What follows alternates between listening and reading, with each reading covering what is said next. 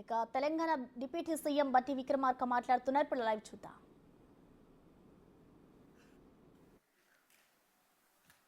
మొట్టమొదటిసారి 10వ commercial auction Delhi నుంచి కాకుండా పక్కన ఇతర ప్రాంతాల్లో మొట్టమొదటిసారి ఆక్షన్ చేస్తున్నటువంటి ప్రాసెస్ని హైదరాబాద్లో ఏర్పాటు చేసిన ఈ ప్రక్రియకి తెలంగాణ రాష్ట్ర దీన్ని తెలంగాణ రాష్ట్ర ప్రయోజనాల కోసం సహృదయంతో చక్కగా వినియోగించుకోవాలన్నటువంటి ఆలోచనతోనే ఈ కార్యక్రమంలో రాష్ట్ర ప్రభుత్వం తరఫున ఉప ముఖ్యమంత్రిగా నేను పాల్గొంటున్నాను. అలాగే భారతదేశ చరిత్రలోనే తొలిసారిగా మన తెలంగాణ ప్రాంతం నుండి కేంద్ర బొగ్గు శాఖ మంత్రిగా గౌరవనీయులు శ్రీ కిషన్ రెడ్డి గారు బాధ్యతలు స్వీకరించడం కూడా మనందరికీ ఎంతో సంతోషకరం. ఈ సందర్భంగా మన రాష్ట్రానికి అధికార హోదాలో ఇచ్చేసిన వారికి 50 మంది తెలంగాణ ప్రజల తరఫున అభినందనలు, శుభాకాంక్షలు కూడా తెలియజేస్తా ఉన్నాం. Wish you all the best. సహృదయులు, స్నేహశీలి గౌరవ కేంద్ర మంత్రివర్యులు తెలంగాణ బిడ్డ శ్రీ కిషన్ రెడ్డి గారికి ఇక్కడ పరిస్థితులు పూర్తిగా తెలుసు. అలాగే వారు సీనియర్ శాసనసభ్యులుగా ఆనాటి ఉమ్మడి ఆంధ్రప్రదేశ్లో కూడా మా అందరికీ సీనియర్ కలీగ్గా చట్టసభల్లో అత్యంత స్నేహశీలంగా అందరితో చట్టసభల గౌరవాన్ని పెంపొందించే విధంగా వారి ఉపన్యాసాలన్నీ కూడా ఇప్పటికి కూడా మాకు గుర్తు. 29వ రాష్ట్రంగా ఏర్పడిన మన తెలంగాణ రాష్ట్రం అభివృద్ధిలో ముందుకు పోవాలంటే ఇక్కడ తగినంత విద్యుత్, దానికి సరిపడా బొగ్గు అవసరం ఎంతో ఉందని వారికి తెలియంది కాదు. సింగరేణి సంస్థ మన తెలంగాణ రాష్ట్రానికి ఆయు పట్టు లాంటిది. సింగరేణి మన తెలంగాణ రాష్ట్ర కొంగు బంగారం. సింగరేణి అంటేనే ఉద్యోగాల గని అని కూడా పేరు ఉంది. సింగరేణి సంస్థ ఉత్పత్తి చేస్తున్న బొగ్గుతోనే మన రాష్ట్రంలో ఉన్న అన్ని థర్మల్ విద్యుత్ కేంద్రాలు, అలాగే మన పక్కన ఉన్న ఇతర రాష్ట్రాల విద్యుత్ కేంద్రాలు కూడా నడుస్తూ ఉన్నాయి. గతం కంటే ఇప్పుడు సింగరేణి సంస్థ మరింత ఎక్కువ బొగ్గును తీసి రాష్ట్ర అభివృద్ధికి, అలాగే దేశ బొగ్గు స్వయం సమృద్ధికి కూడా పాటుపడాల్సిన అవసరం ఎంతైనా ఉందని మేమంతా నమ్ముతూ ఉన్నాం.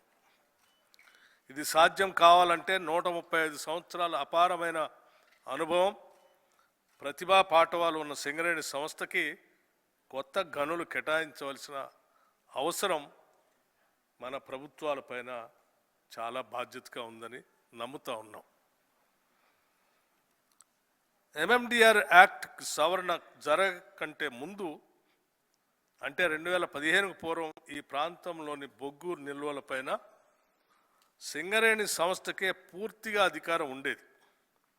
కేంద్ర ప్రభుత్వం, రాష్ట్ర ప్రభుత్వం సింగరేణి కాలరీస్ కంపెనీ లిమిటెడ్ మధ్య జరిగిన త్రైపాక్షిక ఒప్పందం ప్రకారం బొగ్గు వనరుల అన్వేషణ, కొత్త గనులకు రూపకల్పన, కొత్త గనుల ప్రారంభం అంతా కూడా సింగరేణి ద్వారానే జరుగుతుండేది.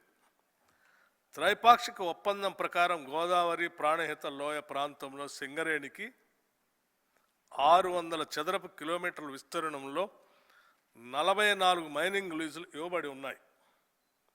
వీటిలో 80 చదరపు కిలోమీటర్ల విస్తీర్ణంలో 3008 మిలియన్ టన్నుల బొగ్గును వెలికి తీసే అవకాశం ఇవ్వబడింది.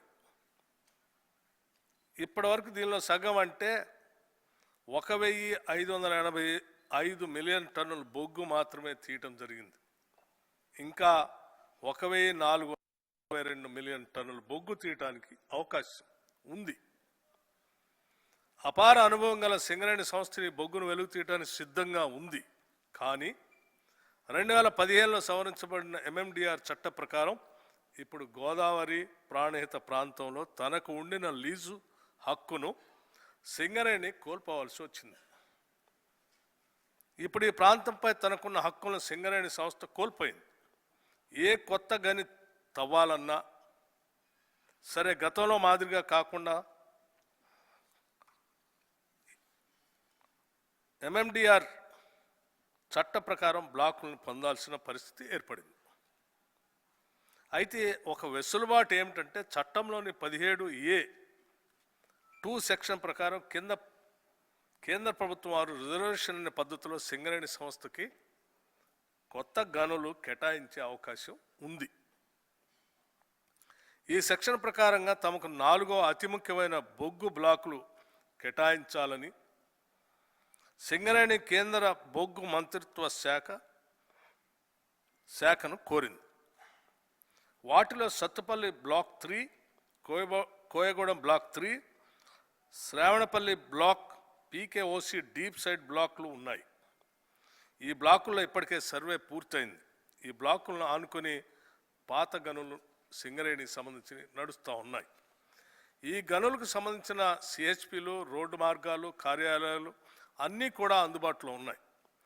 ఈ బ్లాకులు కేటాయిస్తే ఎక్కువ ఖర్చు, కష్టం లేకుండా అందుబాటులో ఉన్న ఇన్ఫ్రాస్ట్రక్చర్ను వినియోగించి వెంటనే బొగ్గు ఉత్పత్తి చేసే కార్యక్రమం ప్రారంభించే అవకాశం సింగరేణికి ఉంది.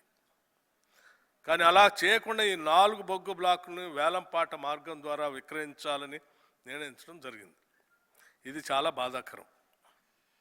ఒక ప్రభుత్వ సంస్థకు మన ప్రభుత్వాలు సహకరించకపోవటం విచారకరం. ఇది ఇలా ఉంటే వేలంపాట నిర్వహించినప్పుడు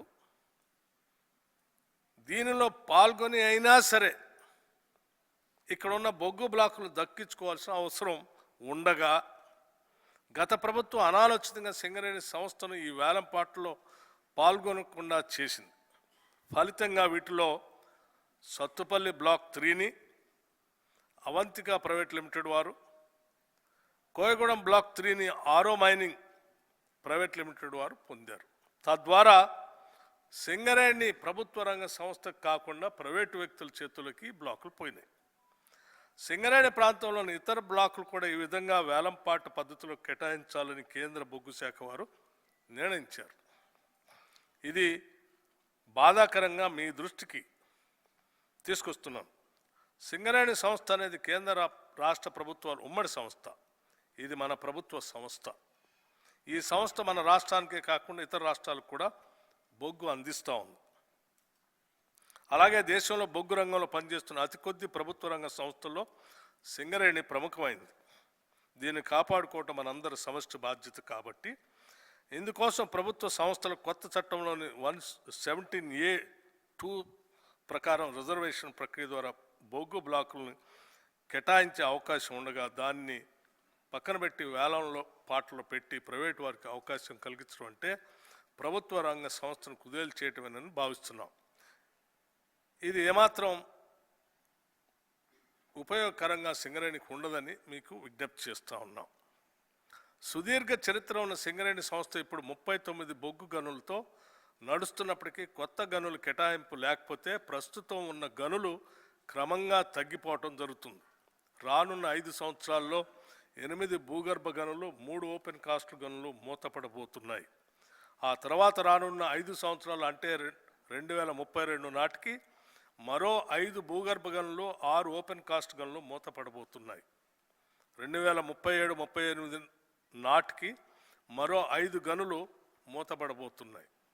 ఈ విధంగా చూస్తే ప్రస్తుతం 39 గనులు, 40,000 మంది కార్మికులు ఉన్న సింగరేణి, 42,000 మంది కార్మికులు ఉన్న సింగరేణి మరో 15 ఏళ్లలో 8 గనులు, 8,000 మంది కార్మికుల స్థాయికి పడిపోయే సింగరేణి మూతపడే ప్రమాదం ఉంది. తెలంగాణ ప్రాంత మంత్రులుగా, తెలంగాణ ప్రాంత నాయకులుగా ఇటువంటి పరిణామాన్ని మనం ఊహించలేము, కోరుకోవద్దని కూడా కోరుతున్నాం. మీరు తెలంగాణ స్థితిగతులు తెలిసిన నాయకులు. మీరు ఈ విషయంలో ప్రత్యేక చొరవ చూపి సింగరేణి సంస్థకి గోదావరి పరివాహక ప్రాంతంలోని ఇంకా మిగిలి ఉన్న 1400 మిలియన్ల టన్నుల బొగ్గు తీసేందుకు వీలుగా చట్ట ప్రకారంగా రిజర్వేషన్ కోటాలో బ్లాకులు కేటాయించాలని కోరుతున్నాము. ఈ విషయంలో మీరు గౌరవనీయులైన ప్రధానమంత్రి శ్రీ నరేంద్ర మోడీ గారితో కూడా మాట్లాడాలని, వారిని ఒప్పించాలని ప్రత్యేకంగా విజ్ఞప్తి చేస్తున్నాం. అవసరమైతే మీరు సమయం తీసుకోవాలని, ఆ సమయం తీసుకున్న సందర్భంగా మా రాష్ట్ర ముఖ్యమంత్రి రేవంత్ రెడ్డి గారితో సహా నేను, మిగతా రాజకీయ పార్టీల నాయకులు అందరం కలిసి అఖిలపక్షంగా వచ్చి గౌరవనీయులైన ప్రధానమంత్రి గారికి కలిసి విజ్ఞప్తి చేయడానికి మేము సిద్ధంగా ఉన్నాం. ఈ విషయంలో మీరు ప్రత్యేక చొరవ చూపాలని, ఈ ప్రాంత బిడ్డగా మీరు తెలంగాణకి సింగరేణి చేస్తారని ఆశిస్తున్నాను. కొత్తగా ఏర్పడిన మన రాష్ట్రం అన్ని రంగాల్లో అభివృద్ధిలోకి దూసుకుపోతున్న నేపథ్యంలో విద్యుత్ వినియోగం బాగా పెరిగిపోతూ ఉంది. ప్రస్తుతం సింగరేణి సంస్థ నుండి ఉత్పత్తి అవుతున్న బొగ్గుకు ఏర్పడి ఉన్న డిమాండ్కు మధ్య 20 మిలియన్ టన్నుల అంతరం ఉంది. ప్రభుత్వం త్వరలో ప్రారంభించనున్న 4000 మెగావాట్ల యాదాద్రి పవర్ ప్లాంట్కు, రామగుండంలో ఏర్పాటవుతున్న 4000 మెగావాట్ల ఎన్టీపీసీ కేంద్రానికి, సింగరేణి సంస్థ నిర్మిస్తున్న మరో 800 మెగావాట్ల ప్లాంట్కు కూడా బొగ్గు అవసరం ఎంతో ఉంది. ఇది సుమారు 24 మిలియన్ టన్నులు. ఈ డిమాండ్కు తగ్గట్టు బొగ్గు ఉత్పత్తి కొత్త గనులు తప్పక కేటాయించవలసిన అవసరం, పొందవలసిన అవసరం ఉందని చాలా స్పష్టంగా మీకు సహృదయంతో విజ్ఞప్తి చేస్తూ ఉన్నాం. తెలంగాణలోని కొత్త ప్రభుత్వం ఏర్పడిన తర్వాత స్వయంగా ఈ రాష్ట్ర ప్రభుత్వం నుంచి నేను గత బొగ్గు శాఖ మంత్రివర్యులు పెద్దలు శ్రీ జోషి గారిని ఈ విషయాలను వివరించి కొత్త బ్లాకులు కేటాయించాలని, తాడిచెర్ల 2 బ్లాక్కు అనుమతి ఇవ్వాలని కూడా కోరాం. ఇప్పుడు కూడా తమరిని, ముఖ్యంగా తెలంగాణ బిడ్డగా ఈ విషయాలన్నీ తెలిసినటువంటి వ్యక్తిగా శ్రీ గౌరవనీయ కిషన్ రెడ్డి గారిని కోరుతుంది ఏంటంటే, సింగరేణి బ్రతకాలన్నా దానిలో పనిచేస్తున్న వేలాది మంది కార్మికులు, పరోక్షంగా ఆధారపడి జీవిస్తున్న లక్షలాది మంది తెలంగాణ ప్రజల భవిష్యత్తు దృష్ట్యా సింగరేణి సంస్థకు కొత్తగా గనులు కేటాయించడం ఎంతో అవసరమని కోరుతున్నాను. గతంలో నిర్వహించిన వేలం పాట ద్వారా సత్తుపల్లి బ్లాక్ 3, కోయగూడెం బ్లాక్ 3లను పొందిన ప్రైవేట్ కంపెనీల వారు ఇప్పటివరకు అక్కడ బొగ్గు తవ్వకాలు ప్రారంభించలేదు. కనుక చట్ట ప్రకారం ఆ కేటాయింపులు రద్దు చేసి ఆ బ్లాకులు సింగరేణి కేటాయించాలని కోరుతున్నాం. ఆ 2 బ్లాకులను కేటాయించినట్లయితే సింగరేణి సంస్థ వెంటనే అక్కడ బొగ్గు తవ్వకాలు ప్రారంభిస్తుందని, తద్వారా రాష్ట్ర అవసరాలకు బొగ్గు అందుతుందని మీకు తెలియజేస్తున్నాం. దానికి సంబంధించిన రెవెన్యూ షేర్ పర్సంటేజ్ అవసరమైతే ఇంకొక 0.5% యాడ్ చేసి కూడా మేము ఇవ్వటానికి సిద్ధంగా ఉన్నామని కూడా తెలియజేస్తున్నాం. ఈ విషయాలని రాజకీయాలకు అతీతంగా రాష్ట్ర ప్రయోజనాలను సింగరేణి భవిష్యత్తును దృష్టిలో ఉంచుకొని పరిశీలిస్తారని, సింగరేణికి గతంలో గల లీజు ప్రాంతంలో అన్ని బ్లాకులను రిజర్వేషన్ పద్ధతిలో కేటాయించాలని కోరుతున్నాం. 15 సంవత్సరాల చరిత్ర కలిగి దేశంలోని తొలి ప్రభుత్వ రంగ బొగ్గు సంస్థగా కీర్తి గడించిన సింగరేణి ప్రస్తుతం బొగ్గు బ్లాకుల వేలం ప్రక్రియ వల్ల అత్యంత క్లిష్ట స్థితిలో ఉంది. ఇలాంటి క్లిష్ట పరిస్థితుల్లో దేశ బొగ్గు శాఖ మంత్రిగా తెలంగాణ ప్రాంతానికి చెందిన మీరు బాధ్యతలు చేపట్టడం వల్ల సింగరేణి ఉజ్వల భవిష్యత్తుపై మళ్ళీ ఆశలు చిగురించాయి. సింగరేణి పూర్వ వైభవం కోసం మీ వంతుగా బొగ్గు బ్లాకులు దక్కేలా చూడాలని, అవసరమైతే మైనింగ్లో సుదీర్ఘ అనుభవం ఉన్న సింగరేణిని కాపాడేందుకు చట్టంలో సవరణలు చేపట్టాలని, ఈ ప్రాంత ప్రజలు, కార్మికుల జీవితాల్లో కొత్త ఉషోదయం నింపుతారని ఆకాంక్షిస్తూ ముగిస్తా ఉన్నాను. జై సింగరేణి, జై తెలంగాణ, జై Hind. Thank you so much, sir. Thank you. Thank you. Okay, well, all right, ladies and gentlemen, now here is the moment you all have been waiting for the official launch of 10th round of commercial coal mine auctions. Ladies and gentlemen, I would like to request our Chief Guest, Honorable Minister of Coal and Mines, Shri G. Kishan Reddy Garu, to please launch the 10th round of commercial coal auctions. Everyone, let's get ready for this one. Ma'am 1 second excuse me.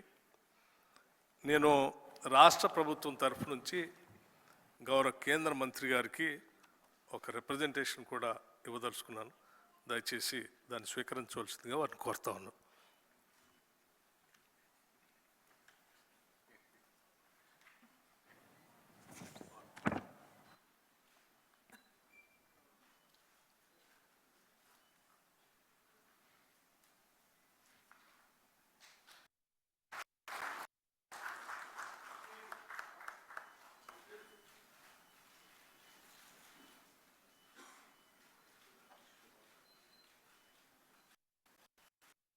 Thank you so much, sir.